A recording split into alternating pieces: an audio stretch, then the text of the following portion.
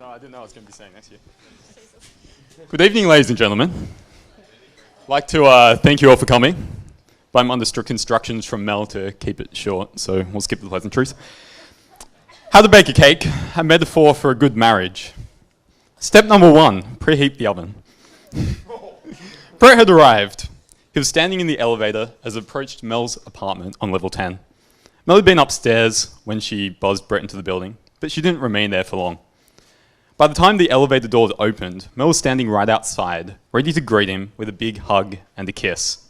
After which, they immediately started to dance the tango through the hallways of the building and celebrate their love. At least, that's how I choose to remember it. Because I wasn't there until about 45 minutes later, when I arrived with spare keys to let Mel back into her apartment. So, step number 1, maintain the excitement, but don't forget to preheat the oven.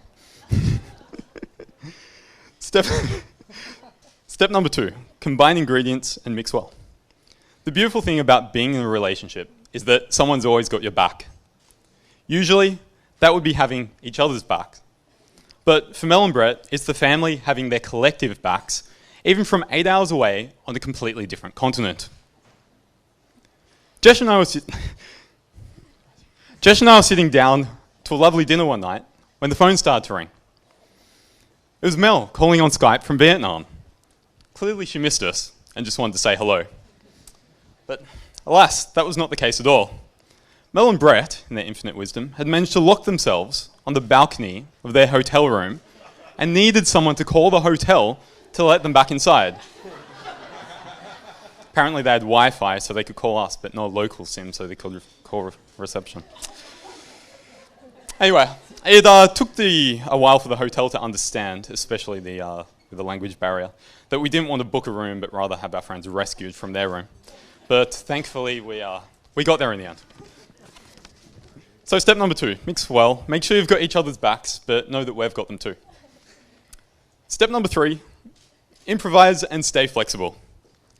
The cake looks terrible. It's black, it's burnt on top, soft, gooey, and raw in the center. It's the moment you realize that you grilled rather than baked the cake. Yes, what started as a metaphor is also the real-life story of Mel's attempts to bake a cake.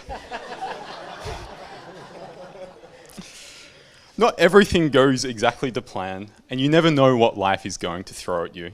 The important thing is to stay positive in the face of adversity. And positive Mel was. She scraped the burnt bits off the top, a bit more time in the oven, this time with the correct setting, and copious amounts of icing, so who would know? Well, not her unsuspecting work colleagues, some of them are here today I believe, who not only ate the cake, but apparently they enjoyed it too, at least according to Mel. I think they were probably just a little bit too nice to say otherwise. So, step number 3, improvise, stay flexible, there's always a solution. Jess and I got some great advice on our wedding day. It's that marriage is a verb. It's never perfect, and it's never done. Today is just the start of something to continue to work at for the rest of your lives. So, congratulations guys, enjoy the day, and Brett, welcome to the family.